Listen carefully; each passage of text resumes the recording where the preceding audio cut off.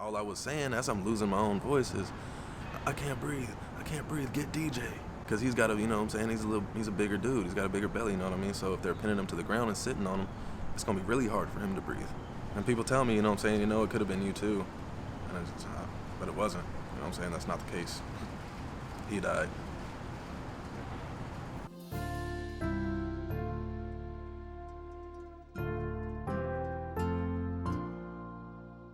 So we was in a Spanish class, right? And I was super quiet. I was the kid that always had the same hoodie on, super quiet and shy. And he was, he played football, did wrestling and stuff. So he was just very, vocal with everybody. He's very personable. He can talk to anybody, just open up and hold a conversation with anybody. And the first time he came up and talked to me, it was he was asking to use my headphones. So because he had a home game that he wanted to he wanted to get in the zone. You know what I'm saying? But I was like, nah. He was like, come on, man. We live in the same neighborhood. He said, I'll give them to you after the game. You know what I'm saying? And I was just still like, nah, I'm not. Nah, it's all right. And then after that, he seen me in the neighborhood, and I was outside playing basketball and stuff. And he'd be like, man, who's this dude thinking that he can play, that he can hoop? So we went down, and then we started to hoop, and we found out that I was actually pretty good. And one day he came home from practice, and his mom was driving him up to the house. And I don't know how she heard me through the glass, but I said, just got home from practice, face ass. And I heard in the car, she's like, what'd he say? What'd he say? And then he was like, no, Mom, it's cool. I know him, it's cool. And then he had came down, about 15, 20 minutes later after he got something to eat. And he was like, hey, yo, you want to play NCAA up at the house? And I was like, is your mom there? I was like, nah, because, you know what I'm saying? She's kind of intimidating. She's a sweet lady, but she's intimidating, you know what I'm saying? Especially when you first meet her. And so we end up going up there, and coming from the north, or the northwest rather, that the yes ma'am, no ma'am, yes or no sir, it's not really in our vocabulary. Right. It's kind of considered rude up there. Yeah, me too. Same thing, yeah. So I walked in, I was like, hey. And then she asked me, certain question, and I'll just be like, yeah, or, no. And she'd be like, no, what? You know what I mean? It's no ma'am. It's no, it's yes ma'am here, you know what I mean? And so that took a lot to get used to. But she still cooked for me, you know what I'm saying? We played the game for hours, stay the night there all the time. Yeah. How would you describe your connection? Oh man, that's my brother. Like, didn't realize how much you can, how much somebody can affect you when you from two different sides of the country, you know what I mean? And it's crazy that I actually found another brother over here. 'Cause I got 3 or 4 brothers, but yeah, and a couple sisters, but I really consider him one of mine. We watched football games together, watched basketball games together. He's not even much of a basketball fan, but he'll still sit there and watch the Lakers with me and stuff. He took me hunting for the first time for my first time in Virginia. We were in the George Washington National Forest. Okay. That was a cool experience. We didn't see anything. We saw maybe a bird, but still just the experience. We went out there when it's 3 o'clock in the morning, still pitch black, out there all camoed up and everything bundled and just waiting. It's just the experience, you know what I'm saying? He was kind of a history nerd, and I wasn't. So he'd just sit there and talk about history for hours and knew pretty much everything. Like he was a general in his past life, you know what I mean? He knew everything. And so just me being able to listen and him loving to talk, it's just a good connection right there. What type of impact did he have on others?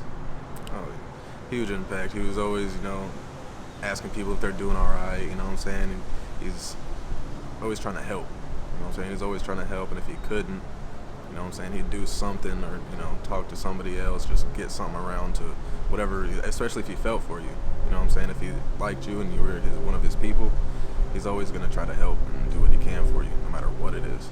If you're one of his people, there's nobody that can, you know what I'm saying, do nothing to you. Nobody that can say nothing to you, you know what I'm saying? He goes all out for his people. Any football player, you know what I'm saying, in school might try to, fuck with me or anything like that. It's a no-go. You know what I'm saying? He's always on your side no matter what. Even if you're wrong, he's still going to be on your side. I never really showed anybody my music and stuff like that, but as soon as I told him, he immediately was just trying to get people to hear it. He would practice himself even to, you know what I'm saying, he was off beat at first, and then he makes hits now. You know what I'm saying? His passion for wanting to get better at something, and it's uncommon to find, because I've never seen something like how he progressed with music. You know what I'm saying? He that pushed me, because practice it, you can get better. I kind of had it naturally, but I feel like if I would have practiced the way he practiced, I'd be a lot better than I am today. In terms of like career aspirations, do you know what he wanted to do like specifically? Music. Okay. Yep, it was music.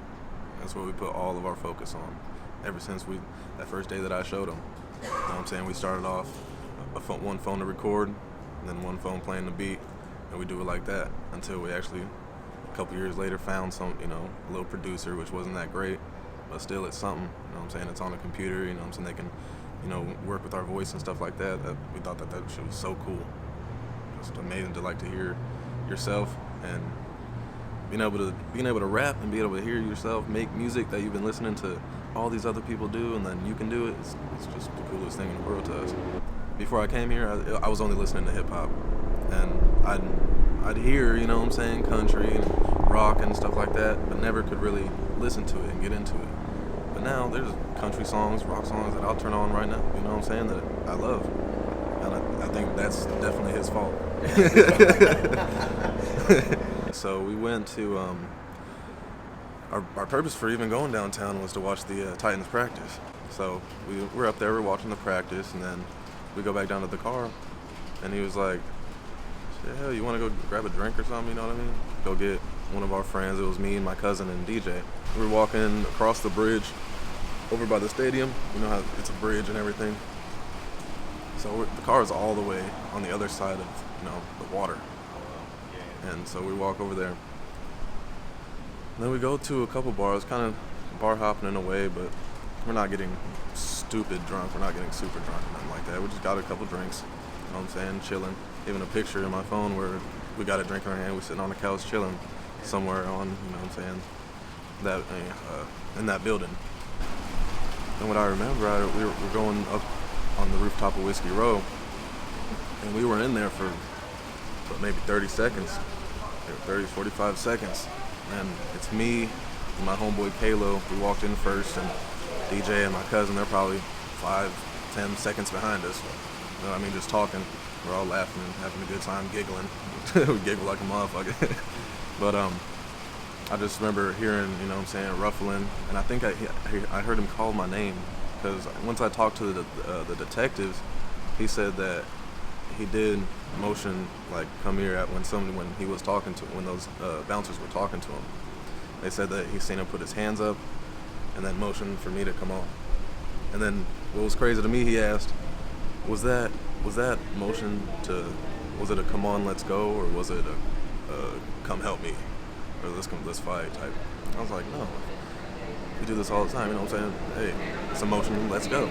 It's time to go, especially if the bouncers told him to go. We're not there to cause no issues and cause no problems. On some pink shit, I'm gonna start a fight. No, we weren't on that.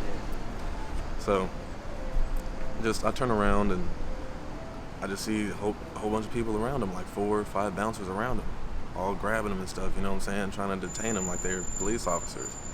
And so, of course, I go and I get in the middle of it. And so I'm grabbing people off, pushing people off. No punches were thrown. And I don't see any punches thrown. And I'm just pulling people off, you know what I'm saying? We're good, telling people multiple times, we're good, we're gonna leave, we're good.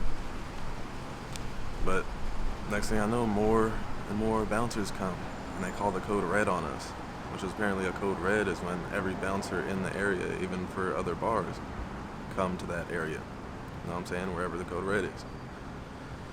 This didn't really make no sense. There was 9 plus people on top of him, and I know it was gonna, and I know people held, because when I was on the ground, I had like 4, 5, 6 people on me. It was hard to even tell because they had my feet, my back, my shoulders, my arms, you know what I'm saying? And there was even a customer with a drink in his hand came and put his knee right here on my back. So there's really no telling. In the paper it says 9, but I know it possibly could have been more. And it was at least 16, 17 just for the 2 of us up there. You know what I mean? And we were up there we were on the ground for 10 plus minutes. You know what I mean? Before the police even showed up. Yeah. They said it was about 7.5 minutes before he passed, before he stopped breathing, was unresponsive. And it didn't really click with me at that moment, because I'm just trying to get to him. And I seen when people started grabbing me, pulling me away, he's pushing, trying to get to me, trying to pull them off. You know what I'm saying? We started off about maybe 10, 12 feet away from it. Well, no, probably around 15 feet away from each other, and ended up laying right next to each other, pinned down to the ground. You know what I mean? But I couldn't really see him because the tunnel vision was, just so heavy. I was trying to get to him, but it's like there were so many people around, so much going on. I didn't even know what direction to go into. You know what I mean? And then my friend, he was telling me, they're saying that he's unresponsive, bro. They're saying he's unresponsive, bro. And then it didn't really click with me. Like I knew what it meant, but it didn't really click. Like, man, he's dying right now. You know what I mean? In that 10-minute window, at any point, did you fear for your own life? Oh yeah, there was a while where I couldn't, not a while, but it was probably 30 seconds that I couldn't breathe, and I was trying to take deep breaths and I couldn't, and I'm kind of claustrophobic. I don't like to be held down or restrained like that, you know what I mean? And I was losing, and all I was saying as I'm losing my own voice is, I can't breathe, get DJ. Because he's got a, you know what I'm saying, he's a bigger dude, he's got a bigger belly, you know what I mean? So if they're pinning him to the ground and sitting on him, it's going to be really hard for him to breathe. And that's all I was really thinking about, was just trying to get to him and make sure that he could breathe. And people tell me, you know what I'm saying, it could have been you too. But it wasn't, you know what I'm saying, that's not the case. He died. Yeah, and I remember when the police did pick me up right before they took me out to the police car, I did catch a glimpse of them doing CPR on him. And which I again tried to break free and get to him, but they grabbed me again, put me in the cuffs, and put me out in the car, and that was the last time I seen DJ. Can you recall what other people were doing around you? They were cheering him on, they were laughing, kind of, smiling, still having a good time, like they're watching a comedy show, or, you know what I'm saying, something interesting. Like, if we were outnumbered, you know what I'm saying, if more people would have, stepped up and seen what was actually happening instead of just watching it happen, we wouldn't have been outnumbered. You know what I mean? Because I know me. I'm not going to watch you choke somebody out. Period. You're not a police officer, nor a police officer should be doing stuff like that. You know what I'm saying? They should be trained on how to, you know what I'm saying? If you need to detain somebody, you know what I'm saying, and you feel like you need to detain somebody, you can do it without harming them. You know what I mean? You need more training. If Dierks Bentley may even need to reach out, you know what I mean? Some change needs to happen within that, you know what I'm saying, that building. Because somebody just died in there, you know what I mean? Somebody just died at the hands of your security. Maybe we need to shut it down for a little bit, you know what I'm saying? Maybe actually make people aware of what happened and what's going on, because there's so many other people that go to different bars and stuff like that, and they have similar stories where they're being rough with them. They're, the securities, they're not, they're not acting like regular security, like they're just out to pick a fight with somebody. I wish that could have been the case, you know what I mean? They haven't released the video footage, so we don't even know. And I guarantee if it was my brother's fault, they would have happily released the video footage as soon as it happened. You know what I mean?